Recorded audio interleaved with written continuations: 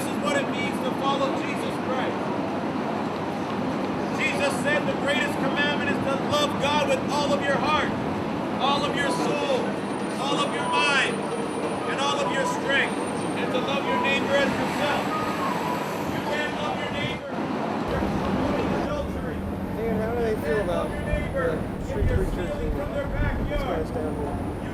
He's actually one of the better ones that I've seen. So I'm thankful that the truth of Christ is being put out there. Unfortunately, I don't think they tend to get all that much response because people just sort of blends into the background here, and there's not too much opportunity for people to be able to respond to what it is that he is talking about. Get plugged into a local church for sure.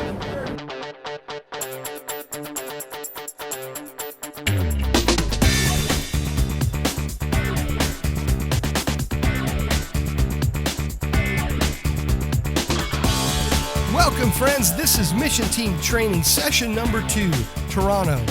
You've gained some overall perspective on Canada, and now we shift our focus to Greater Toronto as your host Dan Collison shares lessons from his experience living in and planting churches in one of the most influential and diverse cities in the world.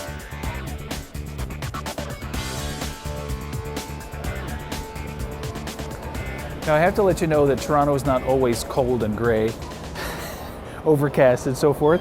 We have some really beautiful weather here, and that's when we are looking for mission teams to come up. During the months of June, July, and August, fantastic opportunities for folks to come and join us here in Toronto and help our church planters make excellent progress reaching their communities.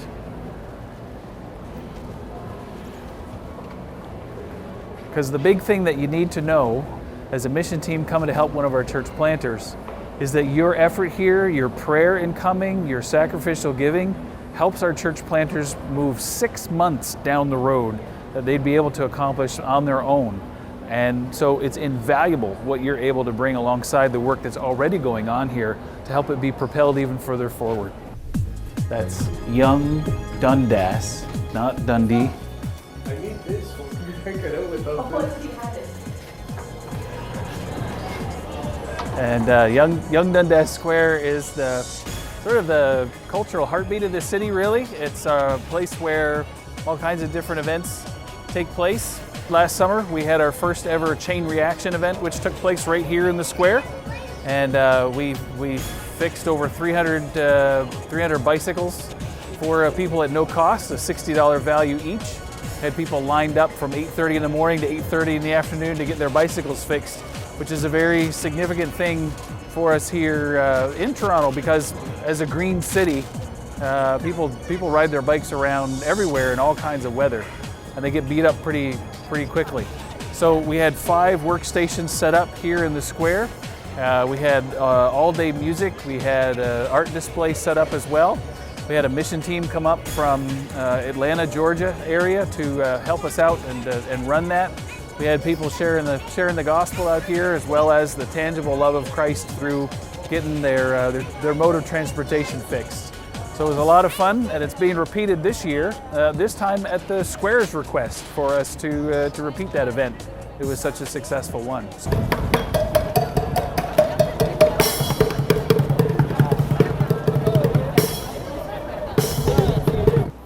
Tomorrow is supposed to be better than today, and then rain again on Sunday. I think more so here than anywhere else I've lived, the weather forecasters are wrong regularly. So we're entering Toronto's Eaton Centre. This is one of the principal shopping malls in Toronto. It's also almost single-handedly responsible for Canada's blue laws being struck down. There was a time about 15 or 20 years ago when the blue laws in Canada were still in effect, and it was illegal for shops to be open on Sunday. But due in large measure to the work of the people behind the Eaton Centre here and others in claiming these kind of places as tourist destinations, that they had all the way across the blue laws were repealed, and 7-day-a-week shopping started across Canada. Where the heck are we, man? We are in the bottom of a department store at the south end of Eaton Center. And this is the way to the train. Yeah. We're standing here in the middle of Toronto's Path. That's the underground walkway that connects almost everything in downtown Toronto to the main transportation hub in the south, Union Station. So it connects office buildings, the universities, all kinds of stores, right to one another. It's about 10 miles long and about 7 miles wide, all underground, which is important and very helpful in a climate where there tends to be a lot of snow in the winter, and people are able to do much of their commute to and from work in a climate-controlled environment. So it's very helpful, it's very nice. It's also at this moment very empty because we're past the evening rush hour, and a lot of this area is empty, which is also reminiscent of the hearts of Torontonians. There's a lot of emptiness, and just like we're standing on and surrounded by elements of stone, whether it's marble or granite and tile, whatever it is, there's a lot of hardness in the hearts of Canadians. That doesn't make Canadians bad. They're not in any way, worse people because of that hardness. It just means they haven't had the kind of exposure to the gospel, to the loving work of Jesus Christ and the saving way in their lives that a lot of us, particularly in American context, are used to. So I want to give you a few things to help you understand Toronto and in its larger context. In the city of Toronto, there are 2.5 million residents. That's within the city limits of Toronto itself. 43% of those residents live in buildings that are 5 stories high or taller, which really makes the Toronto area, the Toronto city limits, one of the densest population centers in all of Canada. If you go just outside of the city limits themselves of Toronto into the surrounding area, what we call the Greater Toronto Area, or GTA, you'll find there's about 5.5 million people in the city of Toronto and its surrounding neighborhoods, the surrounding municipalities that make up the suburbs. And that's there's a differentiation that a lot of Torontonians refer to as the 416 and the 905. The 416 is the main area code for landlines in the city limits of Toronto. And the 905 is the main area code for landlines in the suburbs, the suburb belt around the west, north, and east of Toronto. Of course, to the south of Toronto is Lake Ontario, so there are no landlines in that area. But that just gives you a little bit of a distinction there. 5.5 million people in the Greater Toronto Area. Extended out a little bit because we do sit right on Lake Ontario. The populated areas swing around the western edge of Lake Ontario, and in that area called the Golden Horseshoe, there are about 9 million people that live in that area. As we've been walking around the city of Toronto and exploring a little bit and getting a little bit wet, we have come to the place called Skywalk, which connects Union Station behind me to Skydome, or Rogers Centre as it's now known, the place where the Toronto Blue Jays play. The Toronto Argonauts football team plays there as well, and there's also the CN Tower over in that direction. From the CN Tower, you can actually get a really good bird's eye view of that Golden Horseshoe that we were talking about earlier, that area around the western edge of Lake Ontario where 9 million people live.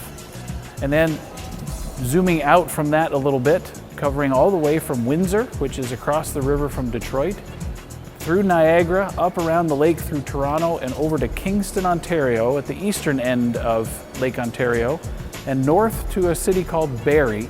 That's what's called Southern Ontario. And in that area, there are 11 million people that live. That's almost a third of Canada's entire population in that one area, about 8 hours drive, one end to another, and about 4 hours top to bottom. Very highly concentrated urban area, very, particularly around the edge of the lake, not very many spaces where you don't see some kind of urbanization, a lot of people, concentrated population. When you think of Toronto, you think of, mega city. And Toronto is a mega city. There's 2.5 million people in Toronto. But then what makes up the GTA, there's another 2.5 million people that live in the suburbs. And so you're talking about a massive amount of people. I think the population of Atlanta is 4 million. So if you take Toronto and the GTA, you're talking about a city significantly larger than Atlanta. Toronto, when we're from Toronto, Torontonians always say Toronto is the center of this nation of Canada. And the way Toronto goes is the way that the rest of Canada goes.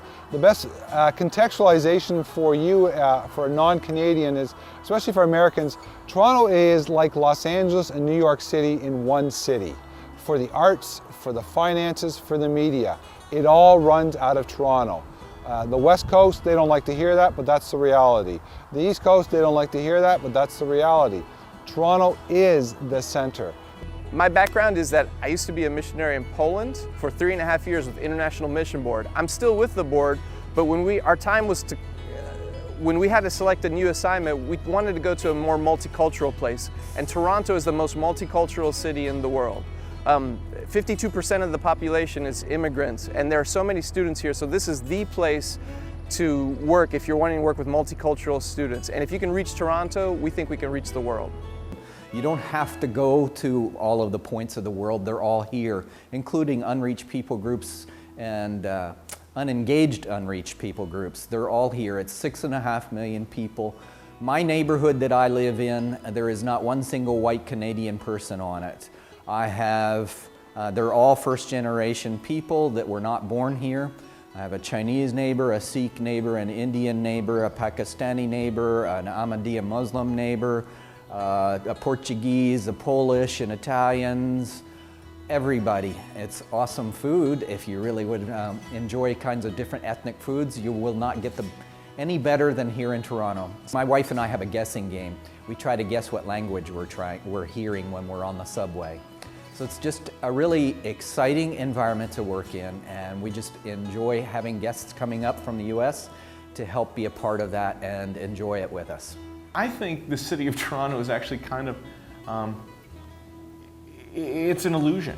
Like, there is actually no such thing as a cohesive city. There are all these neighborhoods, hundreds of neighborhoods, each one of them with a pride and a flair that's all their own. Many of them growing that pride, that particular way of being out of a culture that isn't native to Canada. You know, we have something crazy like 6 Chinatowns. I live in a neighborhood that's primarily Italian and Portuguese. Now, I'm not Italian or Portuguese, but that's where I live right now. You know, the neighborhood we're in right now is really interesting because it's, you know, at one point probably one of the most Caucasian neighborhoods, and yet everybody comes through here because the university is on one corner and there are 2 subway stations within blocks of each other. And so at some point, if you're from Toronto, you've got to come into this neighborhood. So if you walk out on the street, it does not look Caucasian, but you get back in the neighborhood, it's very educated, very Caucasian. It's very, very interesting. And so from a strategic standpoint, why is Toronto well suited to reach the world? Because the world is already here. 200 nationalities within the borders of a city of 2.5 million people. I mean, we could reach 200 countries if we just sent native people who already moved to Canada back to the place where they're from. So you want to talk about possibility for a church planting movement. I don't know if this is 100% true at this moment, but a lot of people will say Toronto is the most diverse city in the entire world.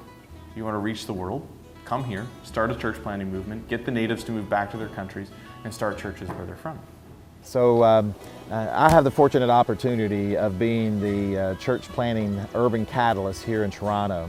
So I'm responsible for helping start new churches in the 416, which is basically the core of Toronto. And it's urban. And ministry in an urban situation is very, very different than maybe suburbia, where many of you guys are going to come from. And so we want to help everyone know how to minister in an urban context. And one of the things that I learned while doing ministry in New York is that every church planter And every person that comes to the city needs to have a theology of the city, that they need to understand God's view of the city. And it may be a little different than what we view of suburbia. One of the funny things I think about is, as I think about Scripture, it begins in a garden, but it ends in a city. And so cities are highly important to God. They're so very important because that's where it's all going to kind of culminate. And so more and more people around North America and the world are moving to cities. They're moving out of suburbia and into cities. And it's very, very important we love cities and understand God's love for the city. And I get majority of my understanding through a passage in Jeremiah chapter 29. And that chapter talks about the people of Israel being captive by Babylon. And they are in a place where God has placed them, the Scripture says. And they must understand how to embrace the place that God has placed them. And it's very, very important that we understand that when God sends you up here, to not fight the city, but to begin to love the city and embrace it like we're instructed in Scripture. And so in Jeremiah, the Lord tells Jeremiah that the people are supposed to love the city. They're supposed to embrace the city. They're supposed to have families in the city and plant gardens in the city. They're supposed to find wives for their sons and husbands for their daughters. They're supposed to build families in the city. A lot of times people think when they have a family that people should move out of the city. But I'm quite the opposite. I brought my family into the city, and we think the city is an incredible place to raise kids. We have so much opportunity, from art to education to seeing things that they would never see anywhere else around the world. And we just want to afford our kids a great opportunity, great education by raising them here in the city and being able to have kind of a world context. 52% of the population of Toronto is born outside of the country. And that's an incredible diversity that we find, and you can usually only find that in cities. And so as we begin to understand God's love for the city, we have to think about what it means to love a city, what it means to embrace it. Do we just have our families here? Do we just plant our lives here? And what God says is that He says, when the city prospers, you will prosper. And so our goal is not just to try to make our church the best church in the city. No, our goal is to make the city the best city that we can be. And I found out that through my studies of theology, God's theology of the city, is that how do you recognize Christians in the city? Well, Christians are the best citizens in that city. So, growing up in Boston, I grew up in a neighborhood not too different than this. Lot of homes, kind of middle class area. And then when we moved down to Raleigh, after I graduated from seminary, the church that we worked in, strangely enough, lived in an area very similar to this. Obviously, you know, a lot more accents, a lot different accents, and different laid back mentality in Raleigh that you don't have in the New England area or that you don't have here. But you know, at the end of the day, the same people. It's funny, I found the same challenges. A lot of marriages in trouble. A lot of parents really hurting over wounded, you know, or over lost children and children that are straying. A lot of people asking the same exact questions. And for 8 years in Raleigh, people asked me, man, what is God's will for my life? And I find it strange that I come here and connect with people, and guess what they're asking me? Man, what is God's will for my life? You know, and I find the similarities are striking. While the differences are there, at the end of the day, hurting people are the same everywhere you go. It crosses cultural barriers. And so we've just said, you know what? We want to be a haven for people that are hurting, a haven for people that are wounded, a place to find answers for people that are searching. And for those people that say, you know what, I don't even know what I'm looking for, I just want to have a dialogue, we want to be a place for them too. You know, you'll be surprised, they're listening, they're looking, and now and then one person will come by, and the more people come by, the people break out of their shell, they'll come by, grab a free Bible, and or just talk about God. And so, you know, this is the best place to do it. Yonge and Dundas, the most busiest center in Toronto. There you go. Yeah. Yeah.